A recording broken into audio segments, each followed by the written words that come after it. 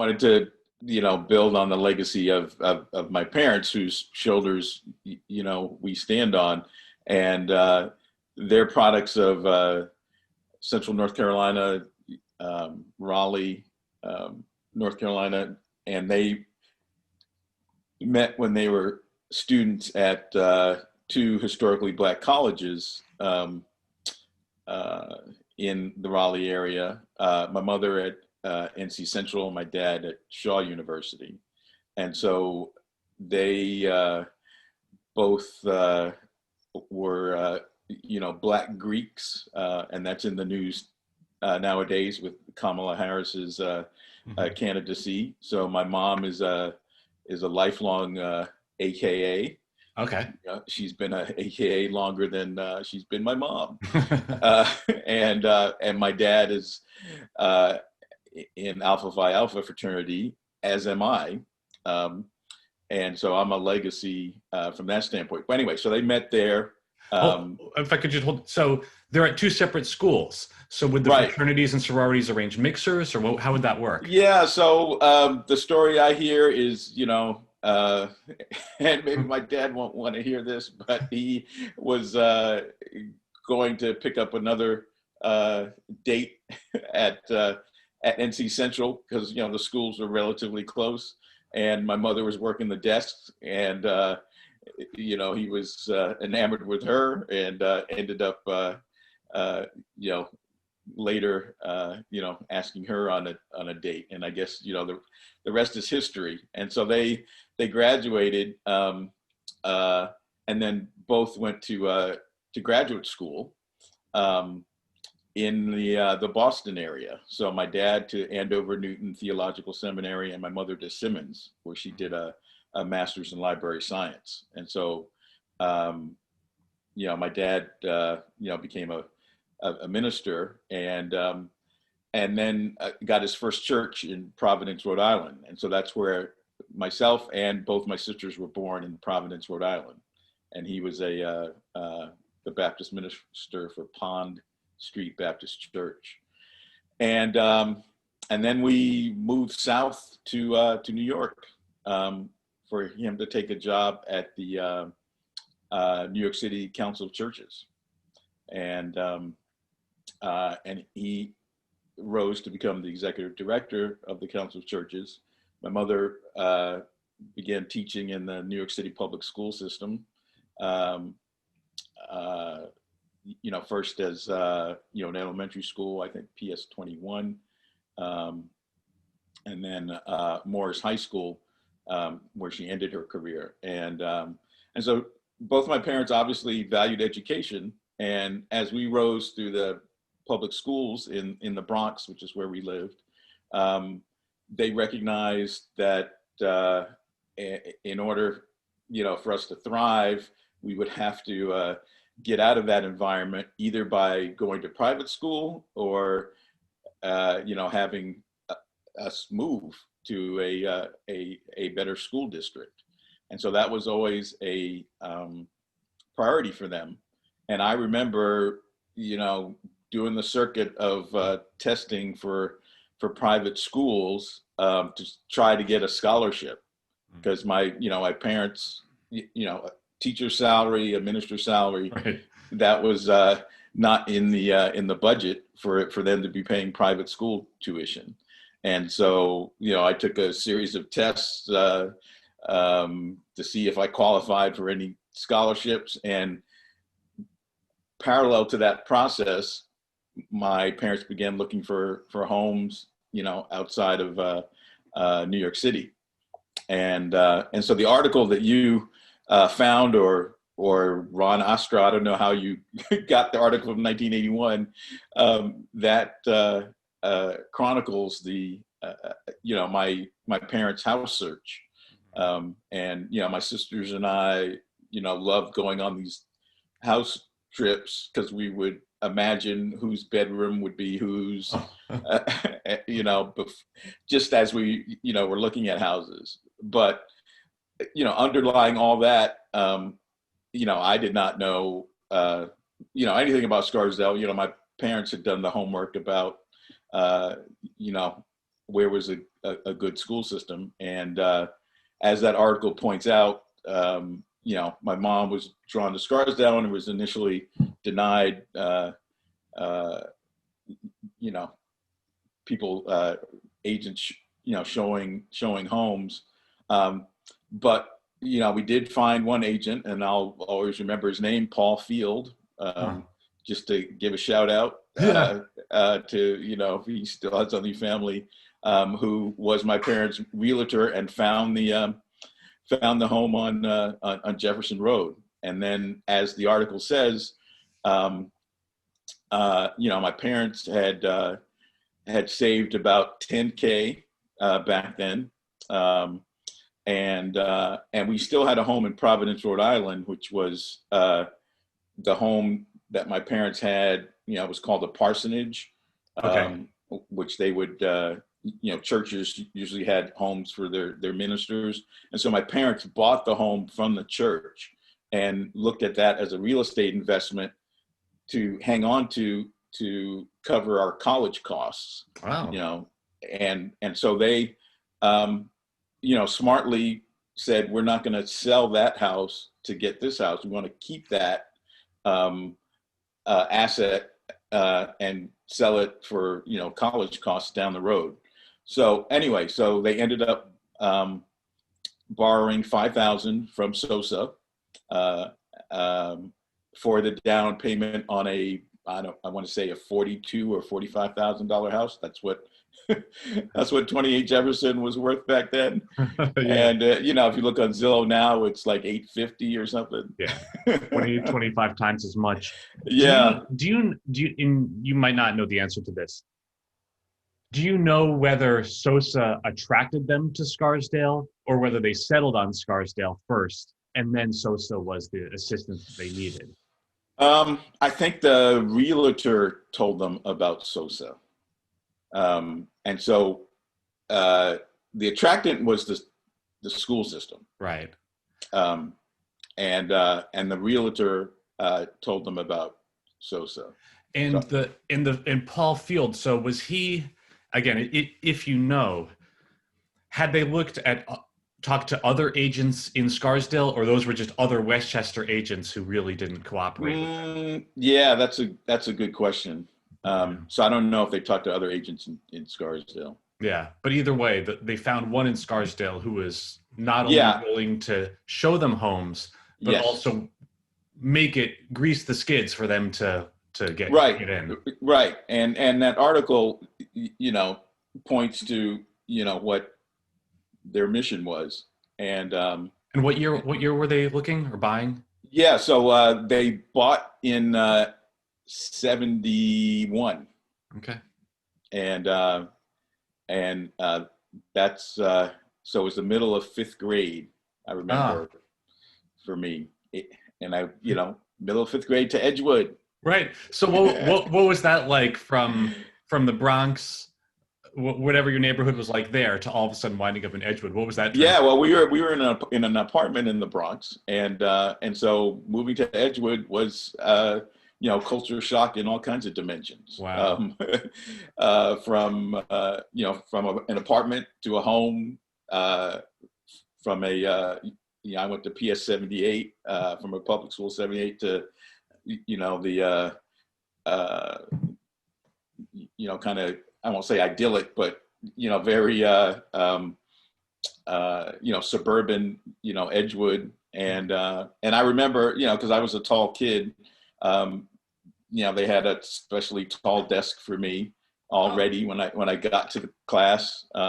So they knew you were tall before you showed up. Yeah. So, my parents had done whatever, the proper to enroll us all. And they had done their homework, and I was in Mr. Francis' class, for those people from Edgewood, from that era. And I was, in the first floor there, and spent, a half of a year at Edgewood, and my sister Cheryl was in 4th grade, and my youngest sister Beth, was in kindergarten. So she's a product of the whole, system. Yeah. You'll laugh. I just like that story about how it was all set up for you, because when I was teaching in the Bronx and I got a new student at any point of the year, I would literally be in the middle of a lesson and in would come maybe a secretary with some frightened looking child and say, they're in your class now. Yep. Whether or not, Hello. whether or not they spoke English and I have to stop my lesson and go find a desk from somewhere to put them at, or say, just sit in the meeting area. Yeah. It's so unwelcoming. Yeah. And so, so I felt very welcome, made friends immediately. And started, staying after school, playing basketball and, just running around, the open spaces, Mm. The fields at Edgewood. So it was a big change. And Yeah. so, Was Edgewood up through fifth or sixth grade then? fifth. What is it now? It is still up through fifth. At some point, Okay. I know it went up through. People have told me I think it was sixth at some point, but Yeah. So it was through fifth, and then subsequent years, went to the junior high. I was in Popham House, and the bus stop to take us to junior high was right in front of my house, uh-huh. at the corner of Jefferson. I think it's Richelieu, right? Yep. Yep. And so, I got to sleep in and, just look out the window to see when kids would start showing up and run out to catch the bus for 3 years in front of my house. It's an interesting thing, and kind of one of the common themes and one of the biggest curiosities I have is about, everybody I've talked to, their parents, Mm-hmm. that if you're looking, say, in Westchester or whatever, and you get one realtor who brushes you off and another one who brushes you off and another one who brushes you off, and you keep moving forward and you keep pushing.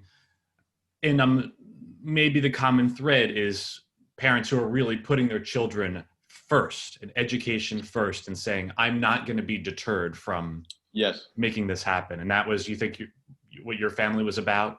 Yes, absolutely. And I'll say this, now, instead of wait till the end of the conversation, Scarsdale became the blueprint for how I chose to raise my own family. Yeah. And, just to fast forward, I ended up here in, Northern California, and, California, for those who know, passed Proposition 13, back in the 80s, that froze, property taxes. Mm-hmm. And so schools,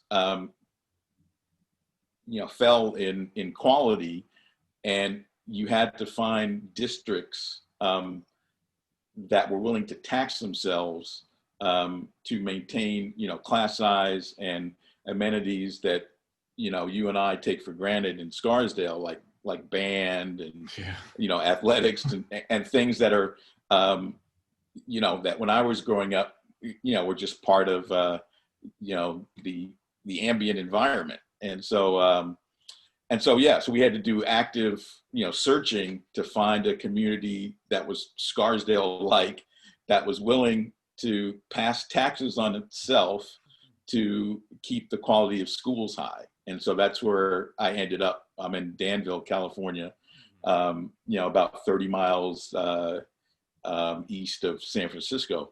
But over 20 years ago, in the mid 90s, I got a fellowship to work at the U.S. Agency for International Development. And we moved from here to the Washington, D.C. area. And I did the same, kind of, calculus. And, we ended up living in Potomac, Maryland, which, Maryland schools are, excellent. And that's where my oldest began school. And so from 95 to 98, we were in Potomac, Maryland, in those really excellent schools. That's cool. So how about when you were growing up socially, whether, take it any point, how would you describe your social life or your friends or? Yeah. So, I was talking about this, with, some of my peers and my wife, and, we were, at the young adult level, we were, welcome. And so, I want to give a shout out, to families that took me in as, as one of the family, and that's, the Pfeiffers who lived across the street, the Cintos who lived around the corner, my best friend from that era, Charlie Bell, who lived in, what is now Heathcote, but it Right. was Sherbrooke Park, Right. was the neighborhood. So it's right across Crane Road, I think. Drake Road. Drake Road. Mhm. Yeah. So, he lived over there, and then the Marshalls who lived around the corner. And so socially, I was accepted and, played sports on teams with all of them, played freeze tag and, all kinds of, touch football, all those things. But, there were, some red lines that, I was not conscious of, but, was clear after the fact that I was not welcome in some spaces. And so, for example, the Scarsdale Golf Club, Mm. uh, that was a red line. So there were families who belonged there, and was never invited to ever go there. And come to find out, they didn't have black members, and didn't want African Americans in their membership role. So I don't know 40 years on if that's changed, but that was a definitive red line. That would have been late 70s or the early 80s. Yeah, that's right. It's amazing. Yeah, and several golf clubs in Westchester, the famed Winged Foot. I don't know when they integrated, but I'm sure as with other private clubs, their roles were not integrated. And so so socially, I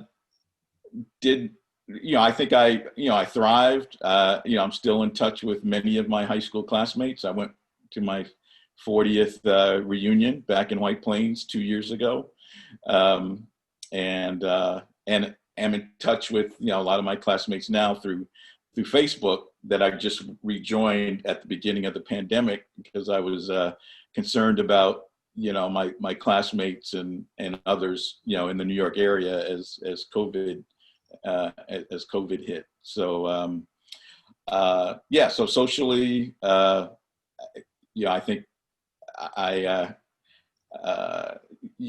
there were incidents, of course, around being stopped by Scarsdale police. One incident that stands out was riding my bike in my neighborhood, and the police stopped me and asked me where I got it from, and because a bike had been reported stolen, so right. I was profiled, and then post graduation I had made so that's another discussion of the foundation Scarsdale gave me once I left. But I had made African American friends from outside the community, and when they would come to visit, I would kind of take them on a driving tour, and Scarsdalians would recognize the highlights are the Marks Estate, which is carved up now. Right. There was the house that Eddie Fisher built for Elizabeth Taylor, and I think that was anyway, that was near the middle school, junior high. So, we'd be driving around, and one time driving, with one of my African-American friends, stopped again by the police. So obviously, profile, but, identified ourselves and just moved on. And thankfully, things didn't escalate to what we have seen in the Right. news recently. So And how did you, can you talk about how you made Black friends from outside the community? yes. Oh, yeah. So good point. And so this is a macro that ran in my mind as I was raising my own family, and my parents were very deliberate and intentional about us seeing a more diverse community. So two things that they did intentionally was one, we would go to New York City to Black churches, and go to services there, and then summers, my parents enrolled us in the Harlem School of the Arts. Mm. And that's where actually I learned to play clarinet, which I played all the way up through senior year in high school. So would you drive in with your dad when he was going to work? So yeah, Okay. because my parents commuted together, because my dad worked at the Interchurch Center that was attached to Riverside Church, and my mom worked in the Bronx. So I think he dropped her off, and then he went further into Manhattan. But yeah, so that was one thing that they did, and the other thing they did was join this organization called Jack and Jill, which Jaretta described in her piece, Mhm. and we were actually members, and you had to be invited. It has a reputation of being bougie, and but there were all spectrum of Black families in the organization. So we had people whose parents were blue collar, to my parents who were professional. We had Malcolm X's children. I saw her in your graduation flyer or Right. pamphlet. I couldn't believe that. Yeah, Shabazz. Uh-huh. Yeah. So we had this gamut of of families, and so monthly. So it's a mothers organization, and the mothers ran it, and we would have monthly meetings and events, and so you got to meet other African American kids, your own age, because they divided the groups by ages, and so you had this peer group that were going to White Plains High and Chappaqua and New Rochelle, and so some of my sister's best friends were in that group, and some of mine as well that became lifelong friends. And what would you And do? Would you go bowling or go to yeah, picnics so or? bowling, parties, service projects, concerts. I remember, we went to see Earth, Wind, and Fire, and chaperones, of course. Parents were there to, keep Right. an eye on us, but chaperoned events, and yeah. So there was this, camaraderie, and then there was, this kind of healthy, competition, because you see this peer group, and they were, parents wanted the same things for their kids, for them to succeed and do better than they did. And so so that was an important outlet, and that gave us context, and and strength, because we were able to communicate outside the boundaries of Scarsdale. And so again, as I said about that blueprint, I took that blueprint, for my own family, and my own kids were raised in Jack and Jill out here in Northern California. And so we were a legacy. So they give preference to, to legacy members. And so we were able to get our kids in. And so some of, my children's best friends are their peers from their Jack and Jill group. I'm just thinking about, it's like this, like 1 foot in two separate worlds, it's like commuting back and forth between a predominantly white situation and predominantly Black situations. And it's just interesting, did you feel like inside your head, like you were switching back and forth? Yeah. So there's a, common term that, the African Americans will speak to, and that's, code switching. Right. And so, when I left, so I'm able to span both worlds because I was, comfortable with my, white peers. Right. And, but as well as, my, African American peers. And I played, on the varsity basketball team. I ran track. So I did, kind of traditional, sports that, African Americans are, excel at. But, again, so let me speak to, my parents' emphasis. My peers might dispute this, but I was pretty good, in basketball. And one of the things, this is way before AAU and, all these, traveling teams. But one of the things you would do to be seen is, go to a high profile basketball camp.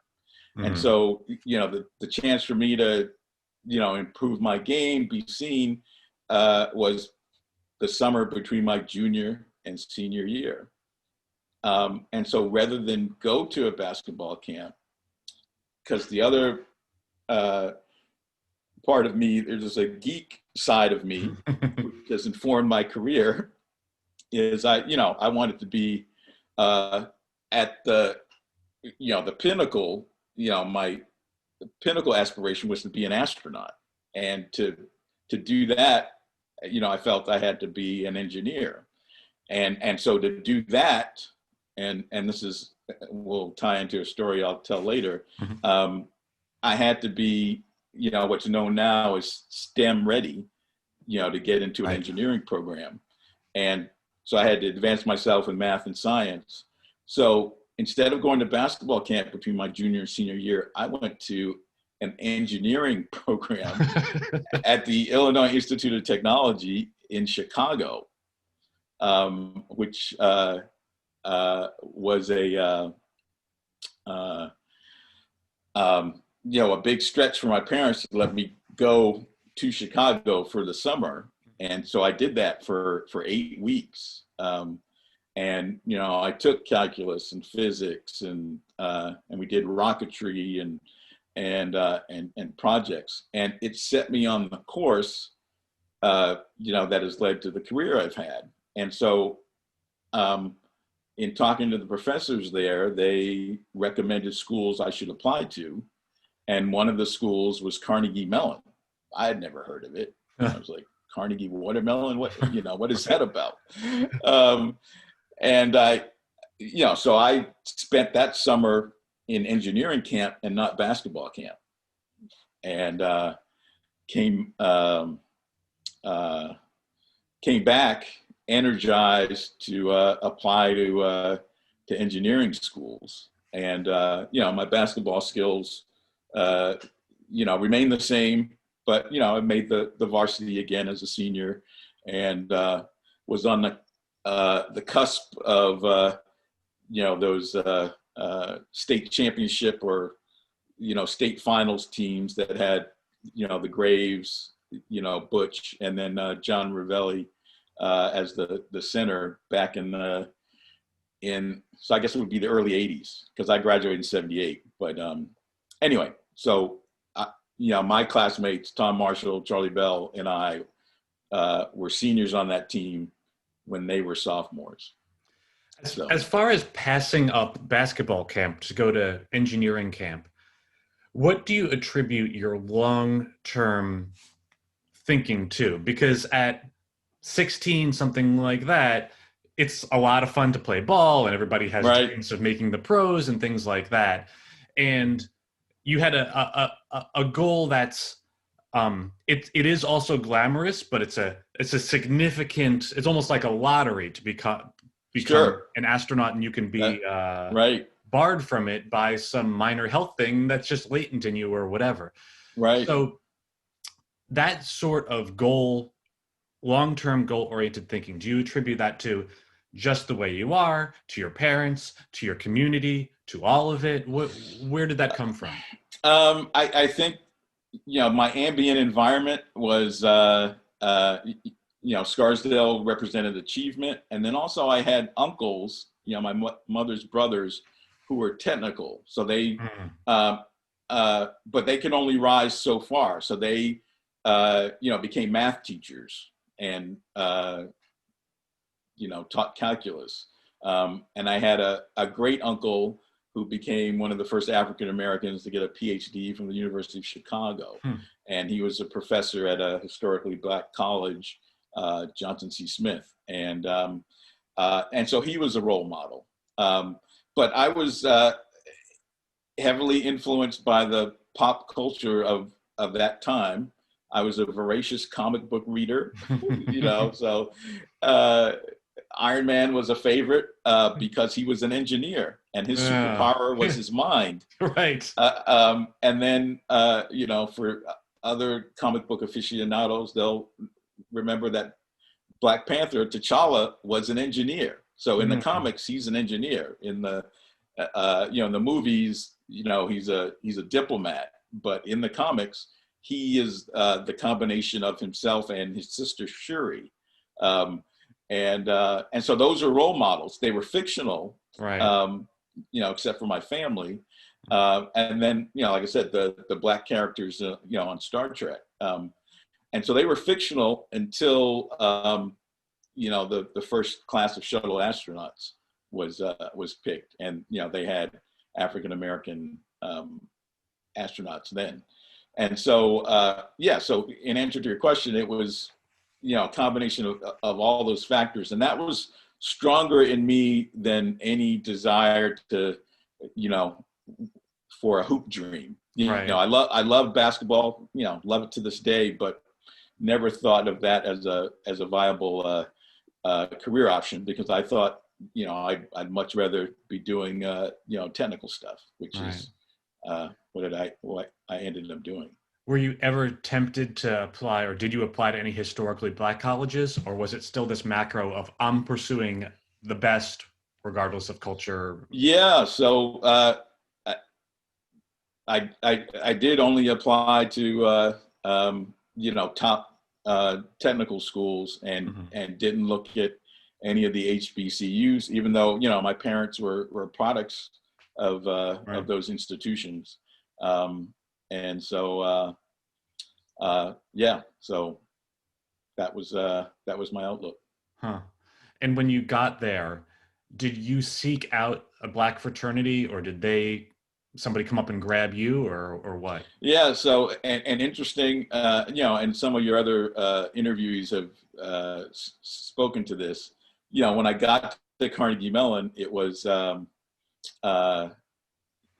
students self-segregated, Hmm. even though as I my friends and I talk now, I had more in common with the white students there because of my upbringing in Scarsdale than I did with the Black students. But I was able to, again, bridge both worlds, and preferred the company of other African Americans when I was shunned by Carnegie Mellon. There's a big white fraternity culture Right. that I was excluded from. So when they were rushing, they would come around and for invitations for the freshmen to come, and my white roommate would get invited, not me and not, my fellow African Americans. And so we went down to the University of Pittsburgh and found, African American fraternities and sororities there. And so my good friend, when I was a freshman, pledged the African American fraternity Kappa Alpha Psi. And, we wanted to hear about what his experience and what he was doing. And then I had no idea, that my parents were in these Black Greek organizations until after I had left high school, and come to find out, that my dad, was an alpha, and I'm like, so he was and is a role model. And so I went to, what they call a smoker, which is where the fraternity presents its kind of program, and then ask people who are interested to interview to see if they can go online. And so myself and actually two other African American students from Carnegie Mellon, went and got online in the fall of '79 for Alpha at University of Pittsburgh. Exactly, because it was a city chapter, so you could be in that chapter if you went to Carnegie Mellon, Duquesne. There was another school called Point Park. So it was a citywide chapter. It's like Jack and Jill all over again. Yeah. It's filling this need that isn't being met at basically all white institutions or exclusionary institutions. Right. Fascinating. Yeah, and to Carnegie Mellon's credit, they had a program that provided support for the African American students there that mirrored what and expanded beyond what the fraternities did. So the fraternities had course files for a decade or more, where they had old problem sets and old tests, and so what this program did would free of charge to the students provide some of that. They didn't have the same legacy of tests and problem sets, but they had they were able to pay tutors and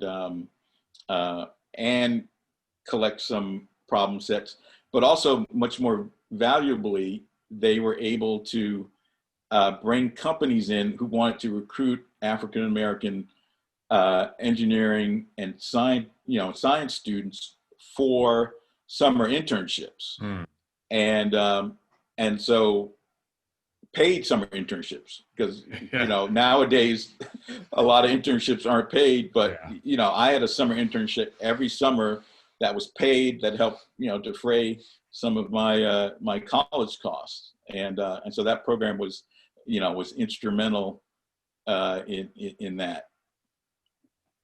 And this is a little bit of an indelicate question, but as far as the organization providing like tutors and things like that, what was the reason for that? Was it something particular for the students who were in it, that it was like a jump up or something like that, or is it just?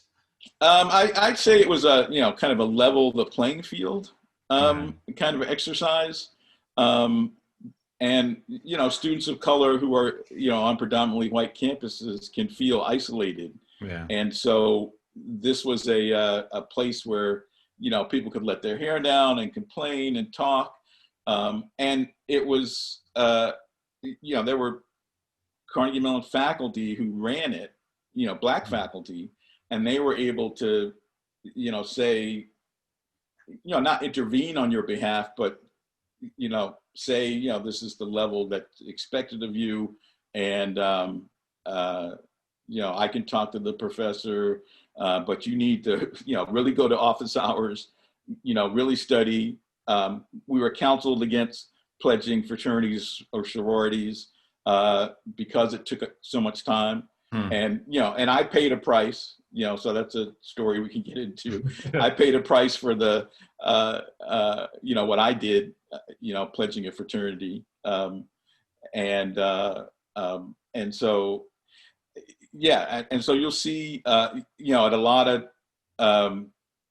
predominantly white schools, there are these, you know, organizations like, Black Student Union or La Raza for Hispanics and others, where it's kind of like a home base, Right. where people, can feel comfortable, when they're, such a minority in a majority school. And I'd think also it's one thing if you come out of Scarsdale, you can probably slip into Carnegie Mellon. If you come out of Morris High School, you're not used to going to office hours. You're not used to that. And then there's, of course, also that aspect that George Parnell mentioned that I found touching and a little bit sad, of not wanting to ask for help, not realizing that the white kids were getting plenty of help, but Yes. not wanting Yes. to ask for help ever because you didn't want to be seen as dependent or lesser or anything like that. Right. So Right. almost like creating a safe place to say, nobody's doing this on their own. Right. Everybody's asking for help. All the fraternities have former questions and study guides and things like that. And, it's okay. You don't have to Right. be the only one.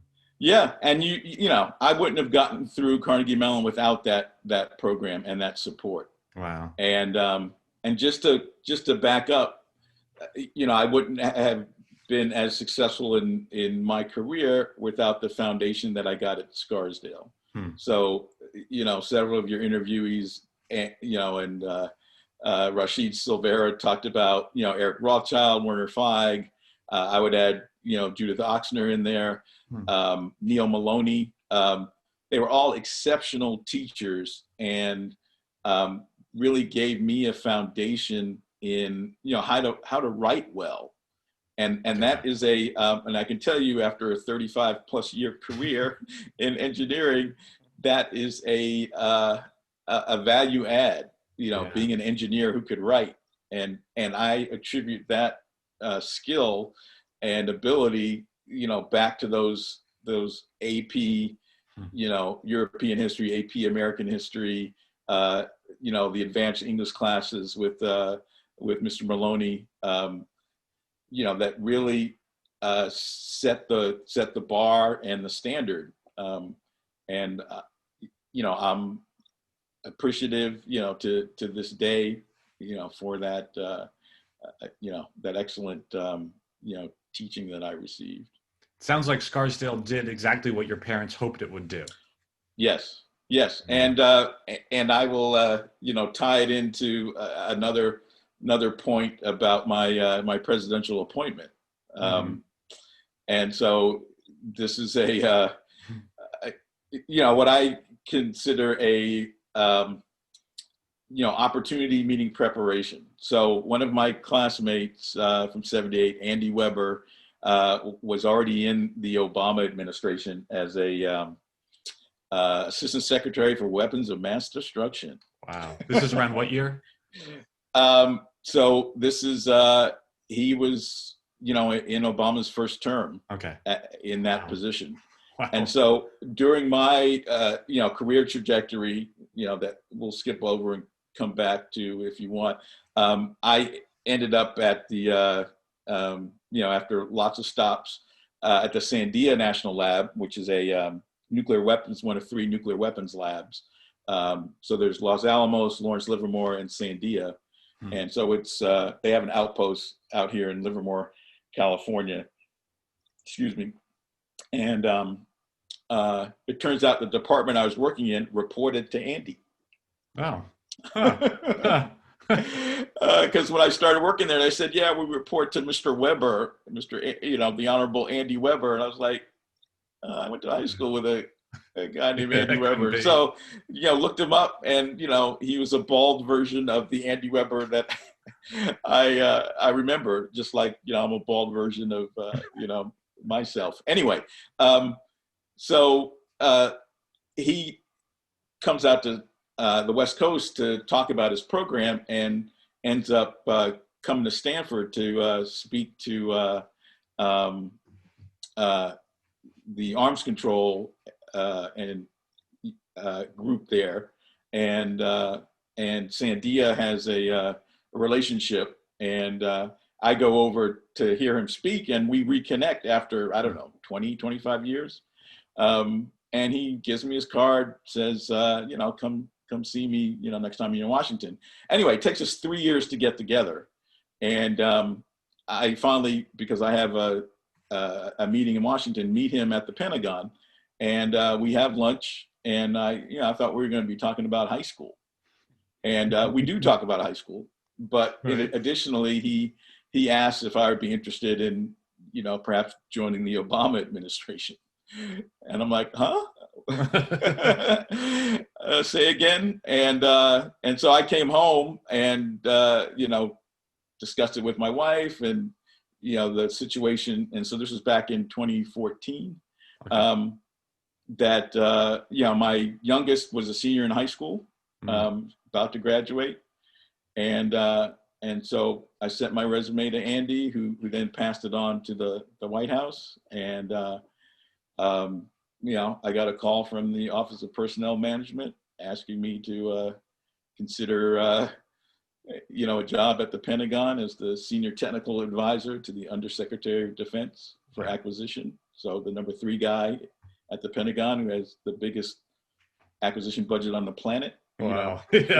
450 with a B. So as a techie, an ultimate dream job. Yeah.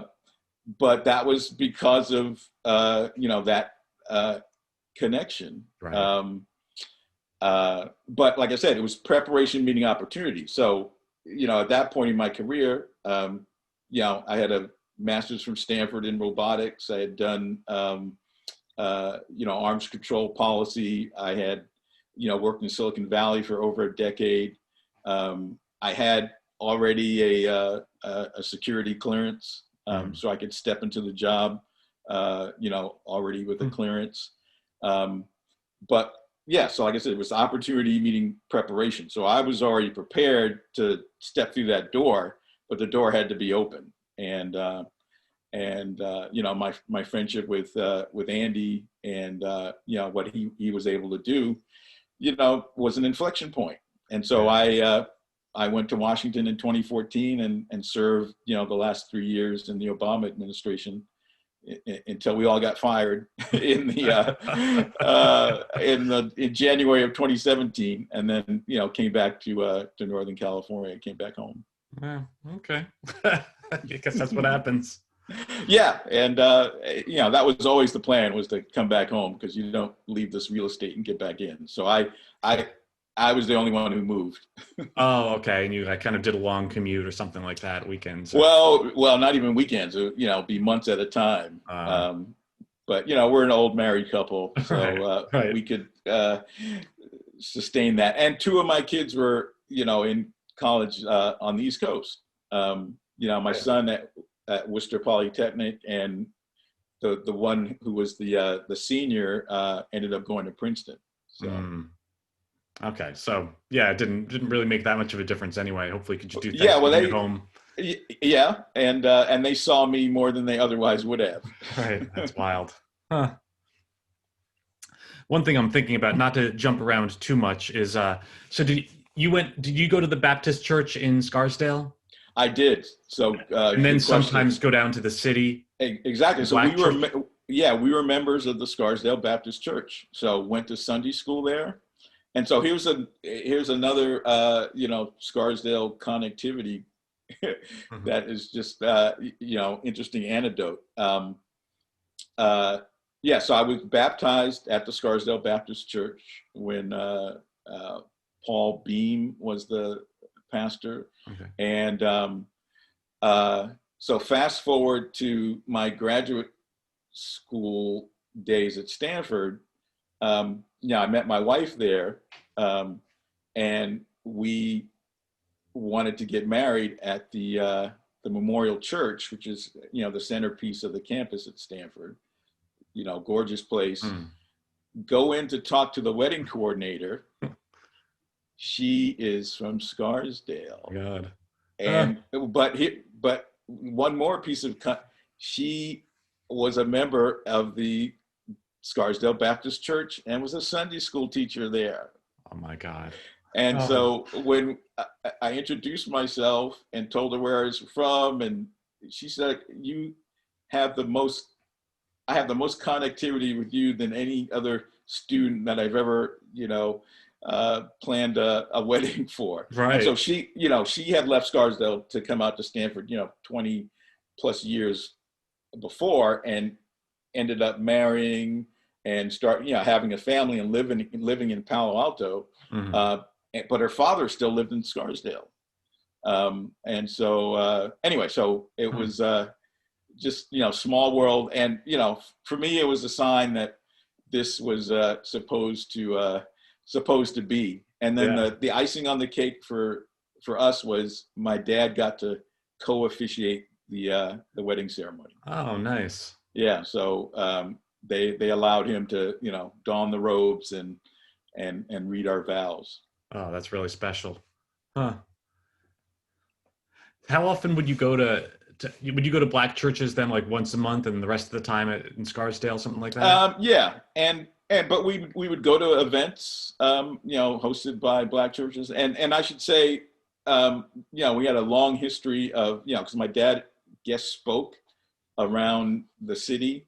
When ministers would go on vacation, they would ask my Mhm. father to, guest preach, and so every Easter, we'd go into the city.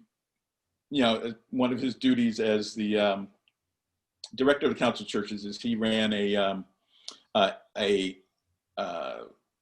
ecumenical, or not multi faith, but multi Denominational. denominational Mhm. Easter dawn service, and Mhm. it was hosted at Radio City Music Hall, and so we would go there, every Easter, and then he would have events where he'd bring in speakers, from the national organization, the NAACP or the Urban League, to talk about issues of the day. So we'd go to events like that. Interesting how, I think a lot of people, myself included, whether you went to church or synagogue, you went to one, and then you grow up thinking with this idea of this is how it's supposed to be. But I imagine you got everything from mild to wild in your Yeah, church yeah. experience. Yes, yes. And then we would spend, some summers in North Carolina where my parents were from, because my mom, being a New York City school teacher slash librarian, would have the summers off. And, Right. and so her schedule, jived with our schedule.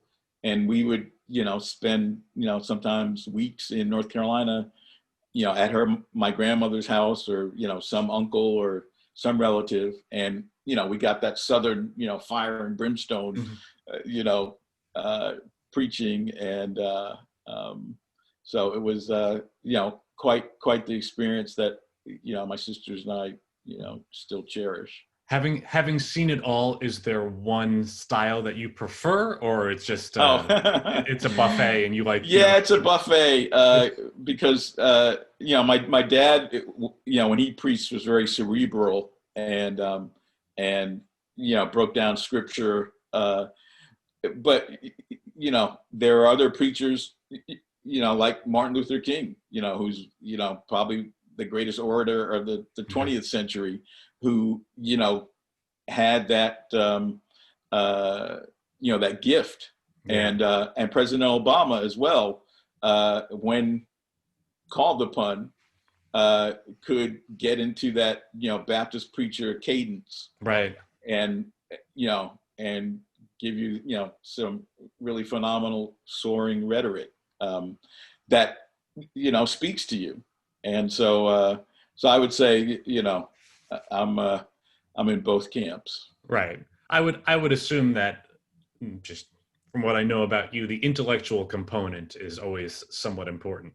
You Yes, don't absolutely. necessarily just want to get blasted, you know. Right, right. Absolutely. Yeah, you want to, you want context. Yeah. Right. Mm. I'm trying to think, what else haven't we covered? What else haven't we covered? I know we've spoken Yeah, about so just my trajectory to Silicon Valley, yeah. what I've been doing out here. Yeah, so the other interrupt during my Carnegie Mellon days was I pledged, Alpha Phi Alpha at the University of Pittsburgh. Oh, right.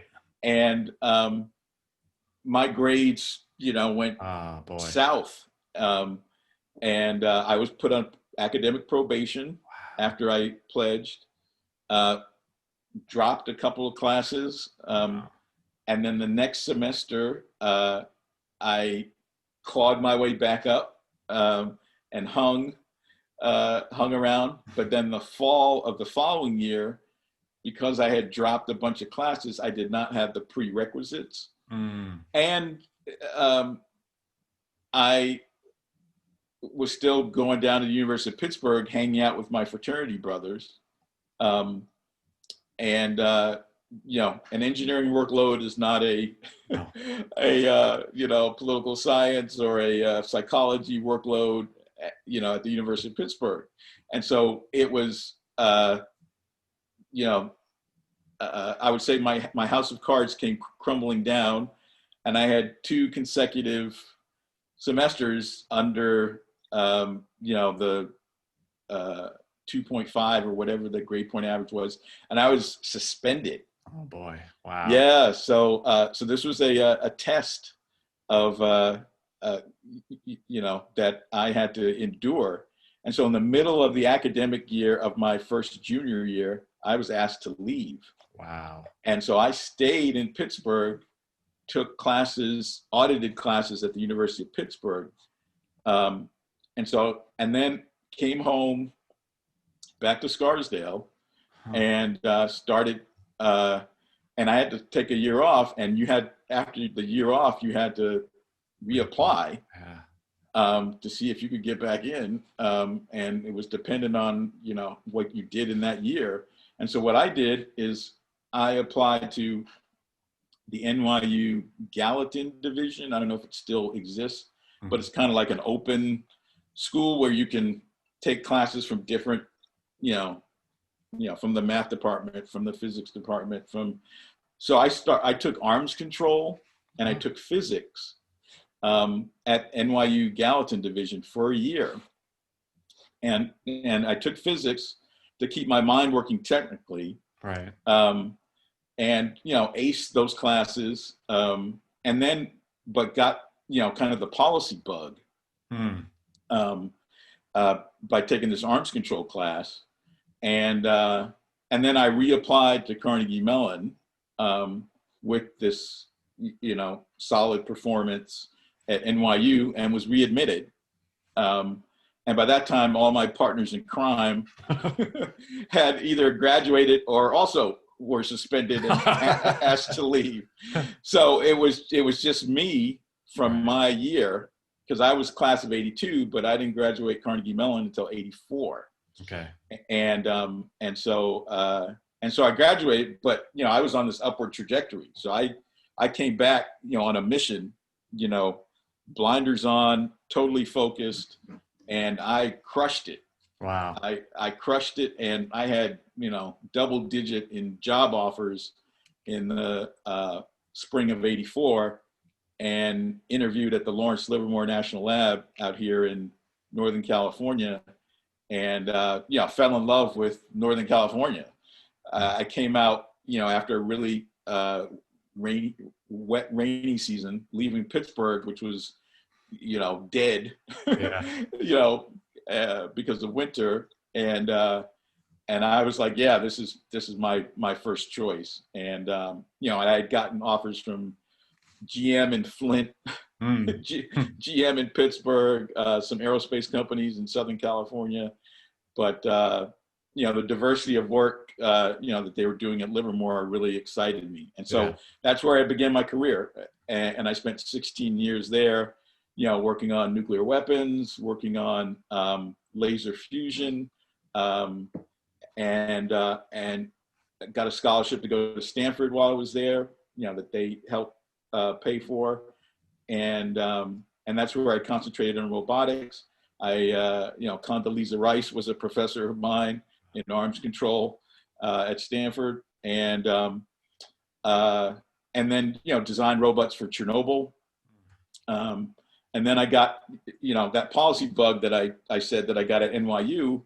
I, followed through on that and got a AAAS fellowship that took my family and I to Washington in the mid '90s, which is, what I talked about earlier, where when we moved, I was looking for a Scarsdale-like neighborhood, Right. and I found Potomac, and so we lived there for 3 years, '95 to '98, and then, the other thing that was significant that happened is I was selected to be interviewed to be an astronaut in '94, I believe. Was my first time. And so I got flown to the Johnson Space Center. And so this was the dream come true. This was, what I had, been building up for.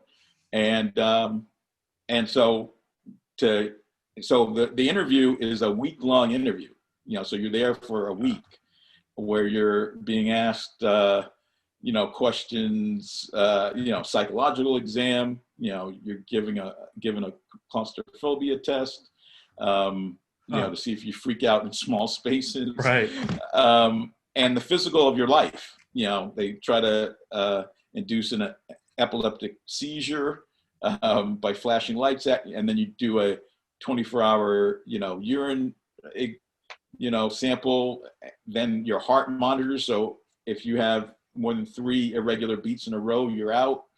And so I got an up close and personal look at the space program. So got to sit in the simulators, got to sit in the jets, that they train in. And so, my, eyes were wide, and I was, just really excited. So didn't get selected, but 2 years later, was called again to interview.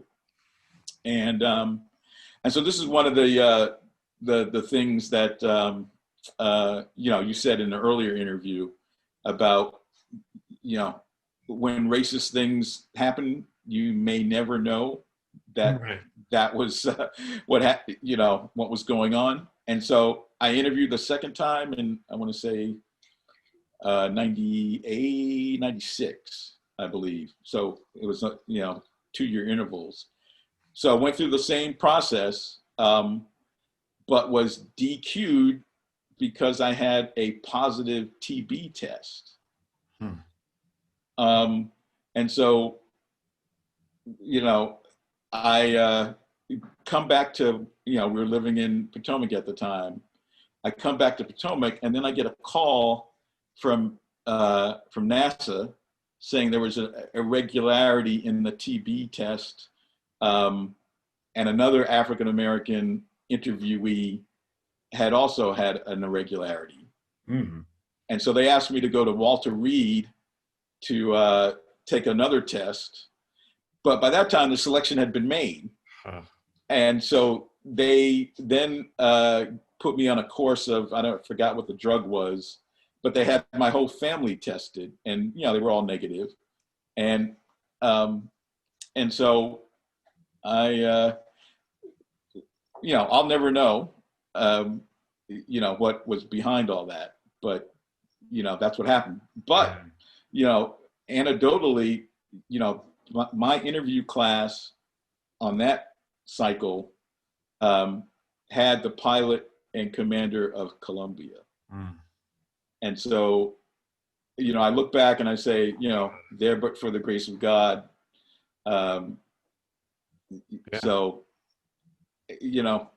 God had other plans. And I look back, and when I moved to Washington the second time for my presidential appointment, I went to the Smithsonian, Air and Space Museum, and they had, memorials and debris from Columbia, which was like, oh God. So those guys, like I said, were in my week. I stayed in touch with them for a couple of years afterwards, and it was, it was heart-wrenching. So anyway, so those are, some of the career highlights. And, I went to, came back from my fellowship in '98, left Lawrence Livermore, went to Silicon Valley, and, ran up, against a bunch of glass ceilings in the valley. So that's a whole nother conversation. And I would ask people to check out my website if you want to see what else I've been doing in my career. Huh. It's interesting. I'm just thinking back, going a little bit out of order about, I'm surprised to hear that you took your eyes off the prize at Carnegie Mellon, given how you were after junior year. Yeah. And looking back now, what do you ascribe that to? Was it being around good friends, around Black friends, around just in college? What? Yeah, so I would say it was a peer group, and the fact that I wanted to have a better time than I was having, because Carnegie Mellon was difficult, and I wanted an outlet. But the silver lining to that was I became the best student I ever could be after that suspension. Yeah. And then here's another anecdote. When I got to Stanford, my advisor was a Carnegie Mellon graduate. Oh. And he said, "You're not going to have any problem here because Oh. you already know how to work hard." And so it's not that Stanford was easy, but they, had raised the bar, right, on what was expected and level of work. And he was right. I didn't have any problem. Yeah. But that was because, Carnegie Mellon had raised the bar. And so, so all those, experiences and setbacks, provided, a foundation for me to succeed later. It really does say a lot about failure, that I imagine I'm exaggerating, but saying, that today, if a college wants to suspend somebody, the parents are on the phone with the college trying to prevent it from happening. But the lesson that you got out of it altered your trajectory. The setback allowed a much steeper trajectory than you otherwise would have had. Exactly. And my advice to, students is just, finish what you start. I mean, so that's, the lesson I took away, that I was able to finish what I started, on my own terms, and learning, the valuable lessons that I learned. When you wound up back in Scarsdale, what were your parents' reactions? They were very different. My mom was like, I don't know about you, son, but my father was, tremendously supportive. He took a longer view. Yeah, and I remember every day, would drive me to, because he worked at the Interchurch Center on Riverside Drive. He would drive me to the subway at 125th Street, the A train, and I would take the A train, down to West 4th to go to school, and we'd repeat that, daily. And so, and then the other thing that he did, I had a summer job in Connecticut at Avco. They built the gas turbine engines for the M1 tank. So that was one of my summer internships. And I took the New Haven line from Larchmont all the way up to Stratford, Connecticut. And he would get up super early every morning and take me to the Larchmont so I could catch that train so I could be at work at 8 o'clock. So, imagine how early, that was. But, being back in Scarsdale, that, my parents gave me, that support to keep me going. And, fast forward to 2020, I have a son who's a civil engineer who, lost his job due to COVID because they stopped construction in San Francisco. And he's back home. But, we're thankful that we're able to, provide him, the soft landing that, so many of this generation needs, during this time. Yeah, I think a lot about like the second chances that either wealth or class or situation provide to you that, you know, Yes. when Yes. you get your first setback, it's not fatal, Yes. you know? Yes. Yeah. And so many other, you know, kids don't have that opportunity. So that's why, you know, one of the things that we studied or were inculcated in us in the Obama administration was the president would have the appointees over to the White House every month for some program. And one of the things, you know, that was ingrained, you know, in all of us, and especially in me, was to give back and to you know, be an example. And you know, and I was before that time because I teach robotics on a volunteer basis, you know, around the Bay Area. Mm-hmm. But you know, to take a wider view and be a mentor and advocate when people reach out. And so I've done that, you know, when people find me on LinkedIn or other places, and I'm able to, you know, counsel them, you know, like I said before about, you know, finishing what you start. You know, here's some resources. If somebody in my network can help you, let me know. Right. And so, you know, that's it's really important. You're probably never going to hear about 75% or more of the difference you made, right? You know, just like the Yeah. cartoonists who made, you know, Black Panther and Iron Man wouldn't realize that they inspired people to do things. Yeah. And so, yeah, I'm not looking for kudos. I just want to, you know, do what's right. And, you know, and I have, as an example, you know, my parents who I said, as you know, at the beginning of the conversation, whose shoulders I stand on, Right. that set the example. And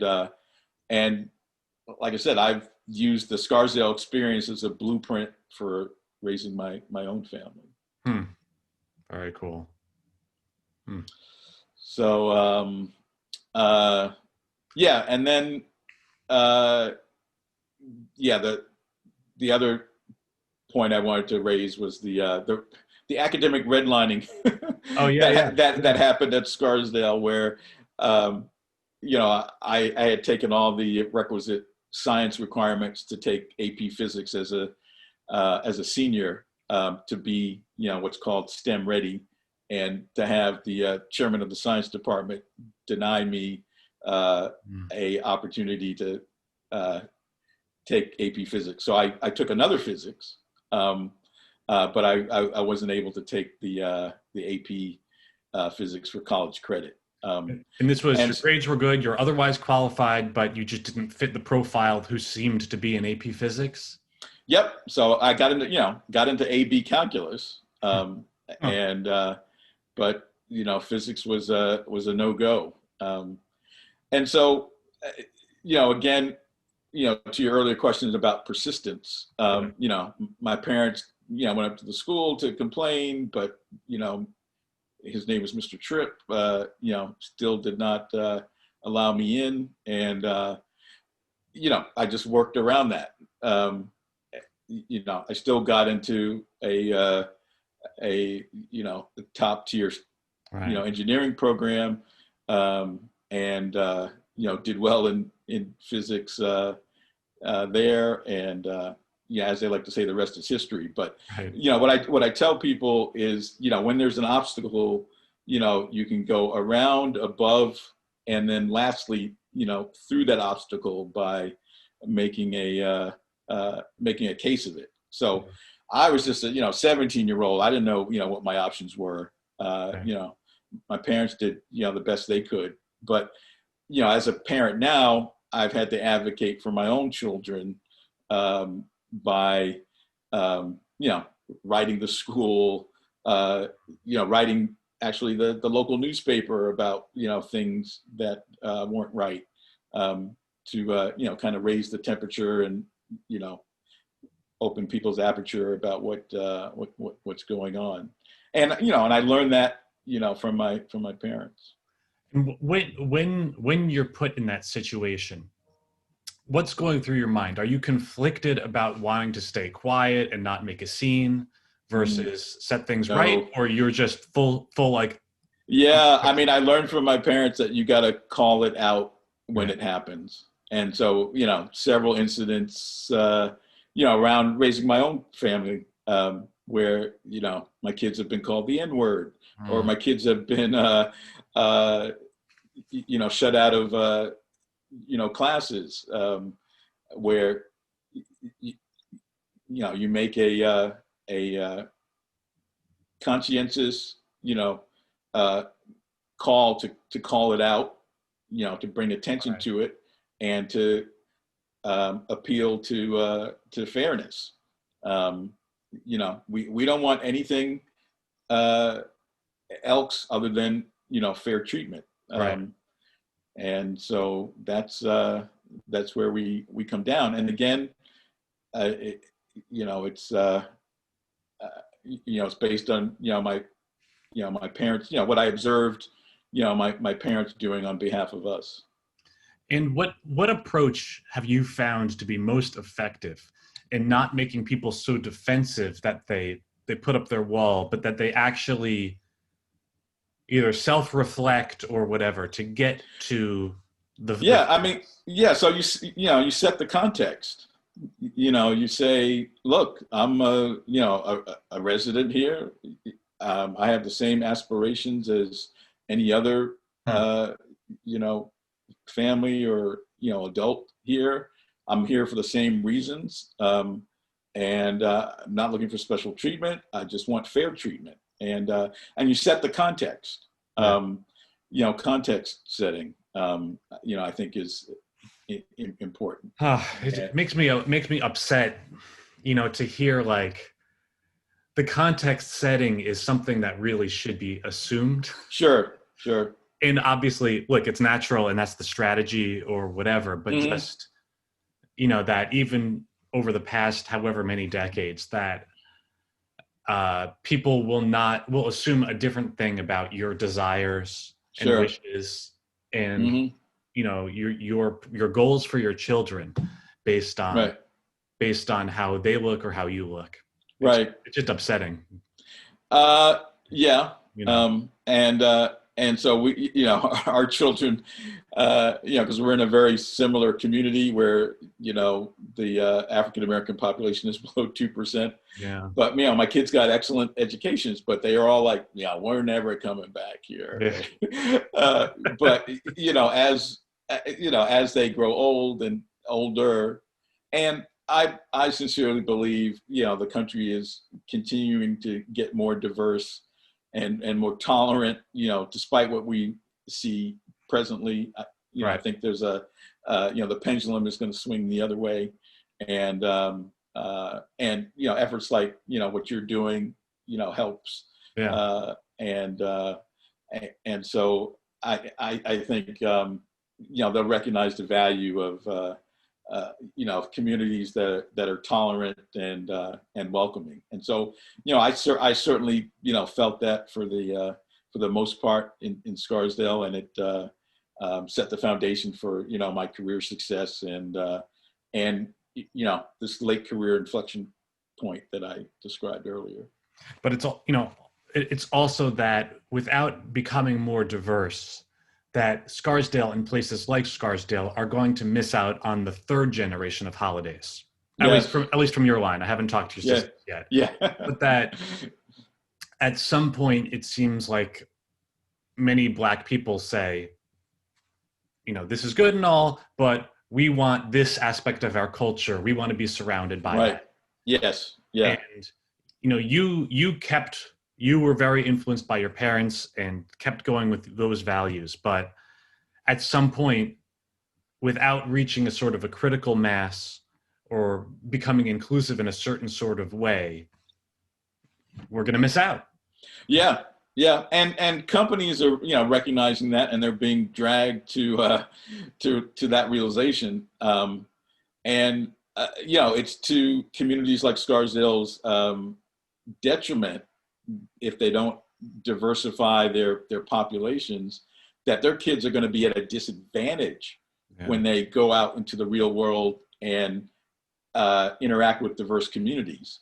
So they're going to have these big blind spots that are and have what we call a low social IQ about what offends, what what you should, like you don't touch a black woman's hair. So I've got two daughters, who have experienced that at their various stages of life. Like can I touch your hair because it's like so different, and why is it different every day?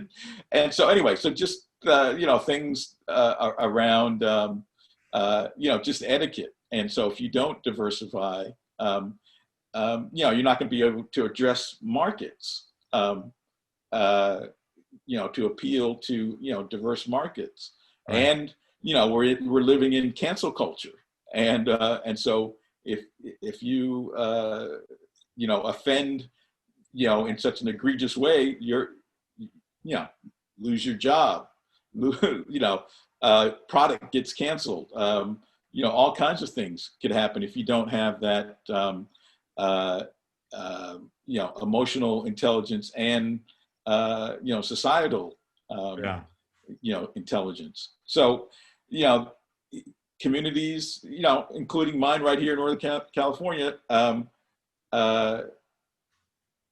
it's at their,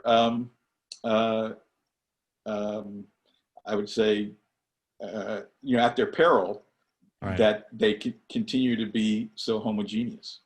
And you might not know the answer to this because you're not a planner, but what would it take to build up that critical mass? Because if you've got a lot of people, generations of people who, or I don't say generations, a lot of people who say, yeah, I don't want to go to a place that's 2% black. I want to go to a place that's, double digits, something like that. Right. It also has good schools and maybe they're a hair lower or something like that, but that's a trade-off that I'm willing to. So how do you, it's like getting out of orbit. How do you get us out of that 2%, that single digit orbit up to double digit orbit? What? Yeah. So I'll just bring it back home to, again, my home community here and the outreach that they've been doing as they built a new community right next door to me. In all their advertisements and, kind of literature, as well as, in real estate agents, they, and here, there's a large South Asian community who work in Silicon Valley. And where I live, it's about 25 miles from Silicon Valley. And so it's, it's still really expensive, but not as expensive as. And so in all of their collateral, they show people of color in their advertising, and they have real estate agents who actively are promoting coming out here, number one, for the schools, number two, for the lower, cost of living. And so, Scarsdale can be more active by actively promoting it as a tolerant destination where families are going to be welcome.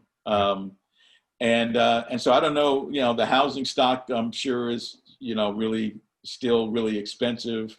And so I'm not saying go Section 8, but you could certainly go more affordable when and I think probably Scarsdale is all built out, so maybe there's not any room to say here's affordable housing, but you can go a long way by again being proactive, having events, and I imagine an event like what you're going to have on the 18th will help inform that, and so. I think, getting the word out that, most of the African Americans, thrived or, it was a life-changing experience for them, set them on, successful career trajectories. And they made lifelong friends is, an important selling point. All right. Thanks so much, Maynard. This was awesome. We'll be in touch. Yep. Take care.